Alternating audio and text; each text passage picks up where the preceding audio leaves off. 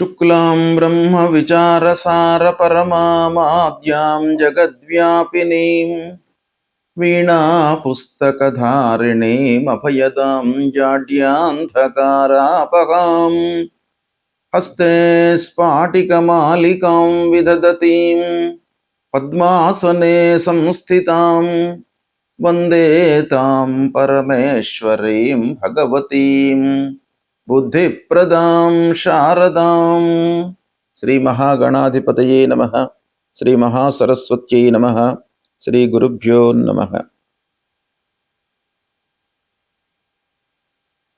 రవి గోచారము, రవి యొక్క సంచారం మూలకంగా జాతకులకు ఎలాంటి ఫలితాలు ఉంటాయి అనేటువంటి విషయాన్ని మనం చూసినట్టయితే,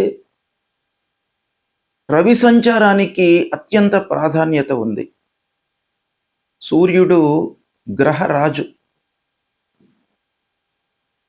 కనుక ఆ సూర్యుడు చుట్టే మిగతా గ్రహాలన్నీ కూడాను తమ తమ కక్షల లోపల తిరుగుతూ ఉంటాయి. కనుక సూర్యుడి యొక్క సంచారము మానవులపైన ఏ స్థానాలలో సంచరిస్తున్నప్పుడు ఎలాంటి ఫలితాలు ఉంటాయి అనేటువంటి విషయాన్ని మనం చూసినట్టయితే, సూర్యుడు ప్రధానమైనటువంటి గ్రహ.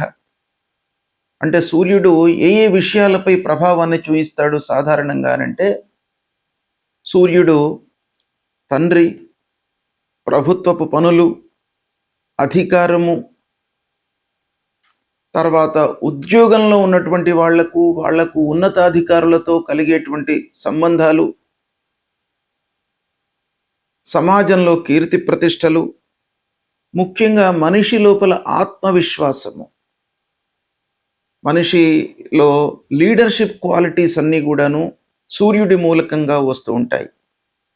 తర్వాత రాజకీయంలో ఉన్నటువంటి వాళ్లకు, ఉద్యోగులకు ఉద్యోగం ఎలా నడుస్తుంది అనేటువంటి ఎన్నెన్నో విషయాలపై సూర్యుడి యొక్క సంచారము గోచార రీత్యా లేదా జాతకులు జన్మించినటువంటి సమయంలో సూర్యుడు ఉన్నటువంటి స్థితి మూలకంగా, సూర్యుడు బలవంతంగా ఉన్నాడా, జన్మ సమయంలో బలహీనంగా ఉన్నాడా, అష్టక వర్గు ఎలా ఉంది, సమరాశిలో ఉన్నాడా, మిత్రరాశిలో ఉన్నాడా, శత్రురాశిలో స్థిరమై ఉన్నాడా జన్మ సమయంలో అనేటువంటి విషయాలపై సూర్యుడి యొక్క ఫలితము ఆధారపడి ఉంటుంది.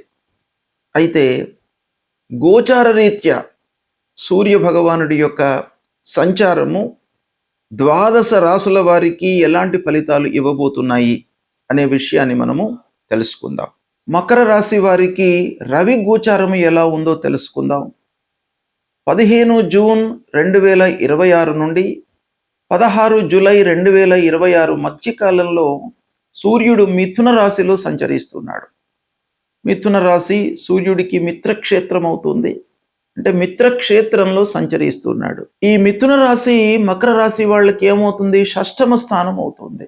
అంటే షష్టమ స్థానంలో సంచరిస్తున్నాడు. 6వ స్థానంలో సంచారము చాలా శుభప్రదము, మంచి ఫలితాలను సూర్యుడి మూలకంగా మీరు పొందుతారు. ఇకపోతే సూర్యుడు శని మకర రాశికి అధిపతి. సూర్యుడి యొక్క సంచారం గురించి మనం తెలుసుకుంటున్నాం గనక సూర్యుడు శని శత్రుగ్రహాలు, అయితే సూర్యుడు బుధుడు మిత్రగ్రహాలు. అంటే శత్రువులు, మిత్రత్వము ఈ 3 గ్రహాల మధ్యన ఉంది. అంటే ఇది మిశ్రమం అవుతుంది. గోచార రీత్యా సంచరిస్తున్నటువంటి స్థానం శుభప్రదమైనటువంటి ఫలితాలను ఇస్తుంది. అంటే ఓవరాల్గా చూసినట్టయితే మకర రాశి వారికి ఈ సూర్య సంచారము అనుకూలమైనటువంటి ఫలితాలనే ఇస్తుంది. కాబట్టి ఏ ఏ విషయాలలో మంచి ఫలితాలు కలుగుతాయి అనే విషయాన్ని మనం చూసినట్టయితే, మీకు గిట్టని వాళ్ళ మూలకంగా, పూర్వము ఎవరైతే మీతో కలహించి విభేదాన్ని కొని తెచ్చుకొని దూరమైనారో వాళ్ళ మూలకంగా మీకు మంచి జరిగే అవకాశాలు ఉన్నాయి. అంటే శత్రువులపై విజయాన్ని మీరు పొందేటువంటి అవకాశం బాగా కనబడుతుంది. ఉద్యోగంలో పోటీతత్వం పెరుగుతుంది. తద్వారా మీరు కొత్త విషయాలను నేర్చుకుంటారు. మనుషుల యొక్క తత్వాన్ని మీరు నేర్చుకుంటారు. ఈ సమయం లోపల మంచి స్థితి లోపల విద్యార్థులు నిలిచేటువంటి అవకాశాలు ఉన్నాయి. ఇక ఉద్యోగస్తులు మీ నైపుణ్యాన్ని ప్రదర్శించి ప్రమోషన్ పొందడము, మంచి పేరును తెచ్చుకోవడం సంస్థ లోపల కూడాను ఒక పక్కన కనబడుతుంది. సంస్థ యాజమాన్యంతో, అధికారులతో మీకు సత్సంబంధాలు ఏర్పడతాయి. వాళ్ళ యొక్క మద్దతు కూడాను అన్ని విధాలుగా మీకు లభిస్తుంది. ఇక కోర్టు కేసులలో అనుకూల ఫలితాలు ఉన్నాయి. ప్రభుత్వ పనులు చేపట్టినటువంటి ప్రాజెక్టులు కానివ్వండి, వ్యవహారం కానివ్వండి అనుకూలిస్తుంది. ఇక వ్యాపారస్తులకు కొత్త ప్రాజెక్టులు, కొత్త పనులు ప్రారంభించేటువంటి అవకాశం కూడాను కనబడుతుంది. పూర్వము తీసుకున్నటువంటి అప్పులను మీరు రీపే చేస్తారు ఈ సమయం లోపల.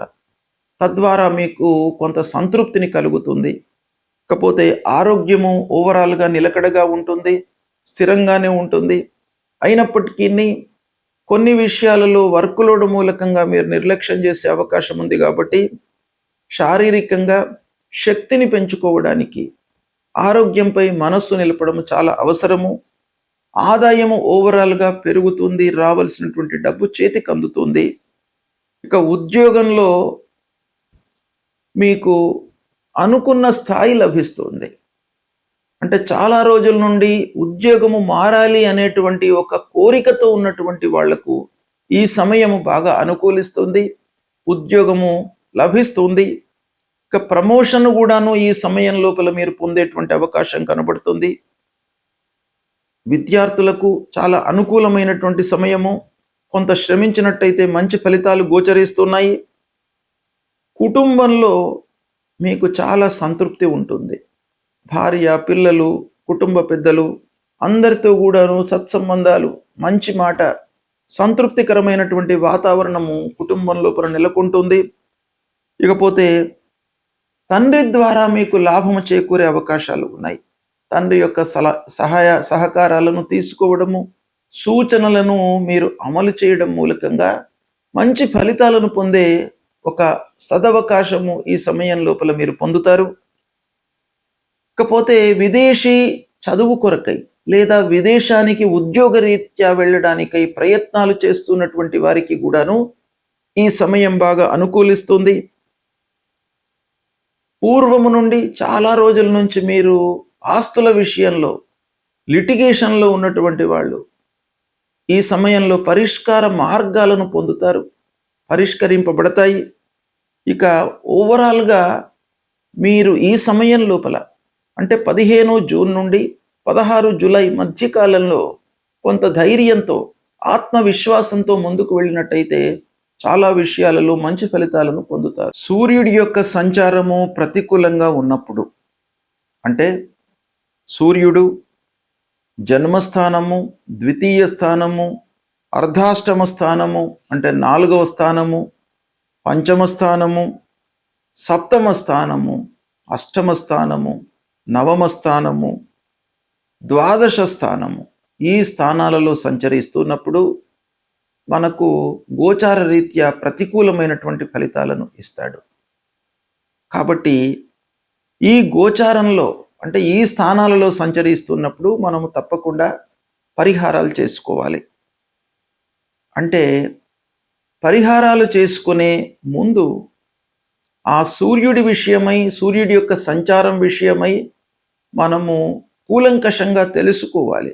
ఇప్పుడు గోచార రీత్యా ఎలాంటి స్థానాల్లో సంచరిస్తున్నాడు, జన్మ సమయంలో సూర్యుడు ఎలా ఉన్నాడు, బలవంతంగా ఉన్నాడా, బలహీనంగా ఉన్నాడా, మిత్రక్షేత్రంలో సంచరిస్తున్నాడా, శత్రుక్షేత్రంలో ఉన్నాడా, శుభ దృష్టి ఉంది ఆ సూర్యుడి పైన, లేదా అష్టక వర్గులో ఎన్ని పాయింట్స్తో ఉన్నాడు, ఇవన్నీ కూడాను కూలంకషంగా మనము చూసుకొని సూర్యుడికి సంబంధించినటువంటి పరిహారాలు చేసుకోవాలి. అయితే సూర్యుడికి యొక్క పరిహారాలలో ముఖ్యమైనటువంటి ఏంటంటే సూర్య నమస్కారాలు చేయడము. ఉదయాన్నే లేచి సూర్యుడికి 12 సార్లు నమస్కారాలు చేసుకోవడము, సూర్య భగవానుడికి అర్ఘ్యప్రదానం చేయడము. అంటే అర్ఘ్యప్రదానము అత్యంత ప్రధానమైనటువంటి పరిహారంగా మనకు శాస్త్రం చెప్తోంది. కాబట్టి అర్ఘ్యప్రదానం అంటే నీళ్లు వదిలిపెట్టడము సూర్య భగవానుడికి. అది మీరు చేసినట్టయితే చాలా సత్ఫలితాలు కలుగుతాయి. అంటే మీరు ఏం చేయాలి? అర్ఘ్య ప్రదానం చేస్తున్నటువంటి సమయంలో ప్రతిరోజు కూడాను సూర్యోదయ సమయంలో ఒక రాగి పాత్రలో నీళ్లు తీసుకొని అందులో ఎర్రటి పువ్వులు లేదా అక్షతలు వేసి తూర్పు వైపుకు నిలబడి, అంటే తూర్పు దిశలో మన ముఖాన్ని ఉంచి అటువైపు నిలబడి, అంటే సూర్యోదయం అటువైపు నుంచి అవుతుంది కనుక సూర్యుడికి ఎదురుగా మనం నిలబడి అర్ఘ్య ప్రదానం ఇవ్వండి. తద్వారా మీకు ఆ సూర్య భగవానుడి యొక్క అనుకూలత కలుగుతుంది. ఇది చాలా ప్రధానమైనటువంటి పరిహారము. రెండవది, ఆదిత్య హృదయము పారాయణం చేసుకోండి.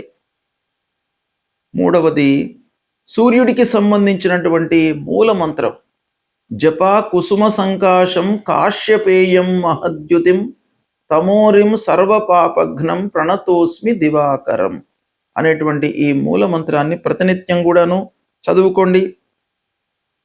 సూర్యుడికి సంబంధించినటువంటి గాయత్రి జపము మనకు శాస్త్రంలో చెప్పబడి ఉంది. అది కూడాను మీరు ప్రతిరోజు చదువుకున్నట్టయితే సూర్య భగవానుడి యొక్క అనుకూలత ఉంటుంది. సూర్యుడు ఆరోగ్యాన్ని ప్రసాదించేటువంటి గ్రహము కాబట్టి మీరు ఈ సంచారంతో నిమిత్తం లేకుండా ప్రతిరోజు కూడాను సూర్య భగవానుడికి నమస్కారం చేసుకోండి. ఆదిత్య హృదయం చదవండి, పారాయణం చేయండి, సూర్య గాయత్రి జపించండి. మీకు ఆరోగ్యము ప్రధానంగా సూర్యుడు ఇస్తాడు. ఆరోగ్యమే ప్రధానం కాబట్టి ఆరోగ్య సమస్యలు లేకుండా ఉన్నట్టయితే జీవితంలో మనకు కలిగేటువంటి ఫలితాలను అనుభవించడానికి మనకు ఆస్కారం ఉంటుంది. కాబట్టి సూర్యుడిని మీరు ప్రతినిత్యం కూడాను కొలవండి, అనుగ్రహాన్ని పొందండి. శుభం.